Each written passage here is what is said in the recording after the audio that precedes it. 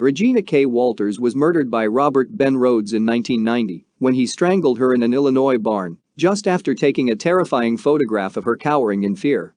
Despite fleeing her home as a teen, Regina Kay Walters had her entire life ahead of her and a loyal boyfriend by her side in February 1990. The 14-year-old Texan and Ricky Lee Jones finally escaped their suburban hell in Pasadena, only to be gruesomely murdered by a prolific serial killer. On April 1, 1990, a state trooper of the Arizona Highway Patrol Division spotted a tractor-trailer on the shoulder of the highway. He approached the vehicle to see if the driver needed any assistance. What the trooper stumbled upon was a scene out of a horror movie. Chained up inside the truck was a nude young woman with a gag over her mouth and a terrified look on her face. The truck's driver, Robert Ben Rhoades, tried to explain that it was a private, consensual matter. But the trooper wasn't convinced and soon placed Rhoades under arrest.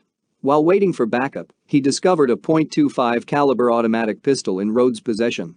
At the time, Rhoades faced only kidnapping and assault charges. But as authorities would soon learn, Robert Ben Rhoades, aka the truck stop killer, was actually one of the most dangerous sex offenders and serial killers in American history. Welcome back to True Stories. Join our family in exploring some of the most twisted true crime cases. As always, don't forget to give the video a thumbs up and subscribe. Now, let's get into it.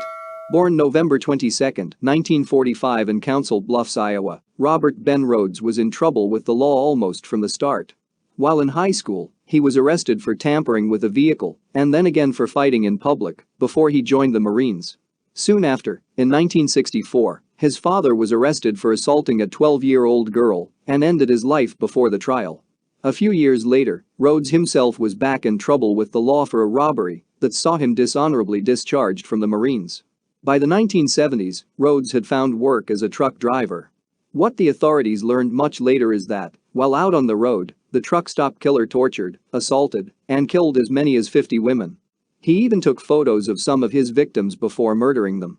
It's presumed that his actual first murder happened long before, but Robert Ben Rhoades' first confirmed murders happened in January of 1990.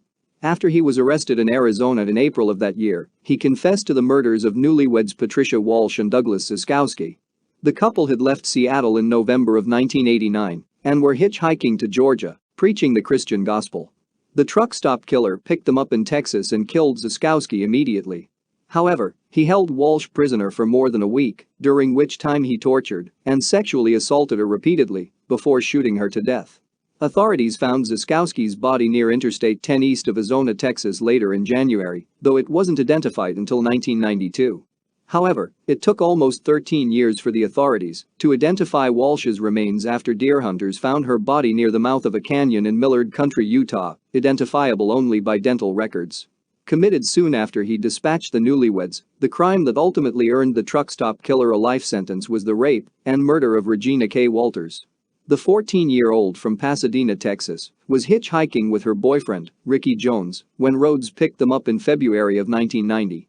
Rhoades promptly killed Jones, whose remains were later found in Mississippi, but he kept Walters hostage for several weeks or more in what's been called his traveling torture chamber. Meanwhile, he took several photos of her as he held her captive. Photographic evidence seized during a search of Rhoades' home revealed photos showing different lengths of Walters' hair growth and various bruising, indicating that he held her for a substantial amount of time. In addition to physical abuse and psychological torture, Rhoades cruelly involved Walters' father. Anonymously calling his home and office 1 month after she vanished, he said, "I made some changes. I cut her hair." Tragically, he then admitted having left her in a barn and hung up when her father asked if she was still alive. After torturing her with fishing hooks and other assorted instruments, Rhoades took one final set of photos of Walters just before killing her with a baling wire garrote. Afterward, he threw her body in a barn off of Interstate 70 in Illinois, where it was found in September. After enduring the murder of her boyfriend and a month in captivity, Rhoades tortured Walters, piercing her with fishing hooks and snapping cruel photos of her in a barn. Her lifeless body would only be found when a farmer searched the property before having it burned down. Rhoades would be arrested on April 1, 1990, by an Arizona trooper who investigated his parked truck and found a captive woman inside. Armed with a pistol, Rhoades was detained and charged with aggravated assault, sexual assault, and unlawful imprisonment as investigators began linking him to his 3 known murders. Robert Ben Rhoades was convicted for the Walters murder in 1994 and sentenced to life behind bars in Illinois, but authorities couldn't get him for anything else for a long time. After he began serving his sentence, however, he started confessing to other murders committed during his long life on the road. For one, he only faced consequences for the murders of Walsh and Ziskowski in 2012, more than 20 years after the crimes were committed. After a years-long pre-trial period, the truck stop killer pleaded guilty to both murders and received another life sentence as part of a deal with prosecutors to avoid the death penalty. According to District Attorney Steve Smith, "I've been a prosecutor since 1979, and it was one of the rare occasions when I was in the court where the defendant walked in and you felt the evil. The hairs on my arms stand up right now talking about it." Other prosecutors and cops who worked the truck stop killer case over the years likewise felt Rhoades' evil. Though such allegations have never been confirmed, the authorities widely suspect that Rhoades actually killed dozens of women. Law enforcement cross-referenced his trucking logs with records of young women that went missing over a 15-year span when he was believed to be active, ultimately suggesting that he was responsible for some 50 murders or as many as 1 to 3 women a month during his peak. His truck was certainly equipped for the job. Authorities found a dungeon-like compartment between the seats as well as handcuffs on the ceiling so that victims could be chained and tortured. They likewise found a so-called murder kit containing chains, cords, whips, and leashes, as well as dildos and clips, pins, and fishhooks that he used on the genitals of his victims. But without confessions or hard evidence, we may never know many people the truck stop killer murdered during his bloody reign all those years ago.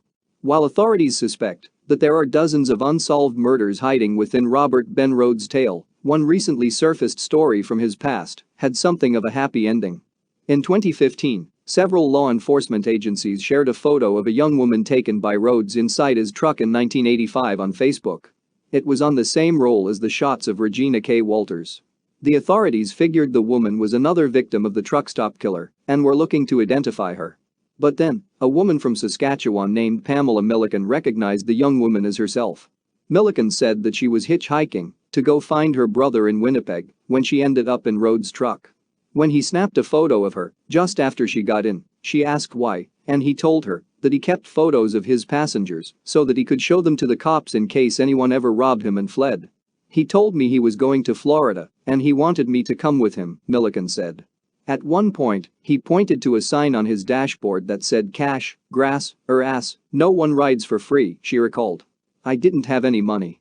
I didn't smoke pot, so I knew which one it would be."